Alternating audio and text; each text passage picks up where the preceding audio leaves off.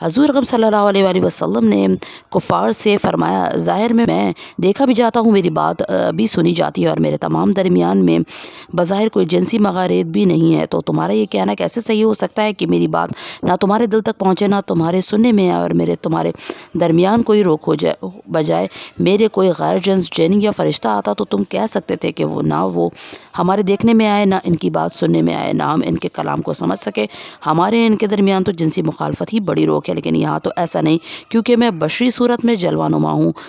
तो तुम्हें मुझसे मानूस होना चाहिए और मेरे कलाम के समझने और इससे फ़ायदा उठाने की बहुत कोशिश करना चाहिए, क्योंकि मेरा मर्तबा बहुत बुलंद है और मेरा कलाम बहुत आली है, इसलिए कि मैं वही कहता हूँ जो मुझे वही होती है। फ़ायदा सैयद आलम सल्लल्लाहु अलैहि वसल्लम का लिहाज ज़ाहिर ना हिकमत हिदायत और इरशाद के लिए बतरी को तवाज़ो है, और जो कलमात तवाज़ो के लिए कहे जाएँ वो तवाज़ो करने वाले के अलू मनसब की दलील होते हैं। छोटों का इन कलमात को इसकी शान में कहना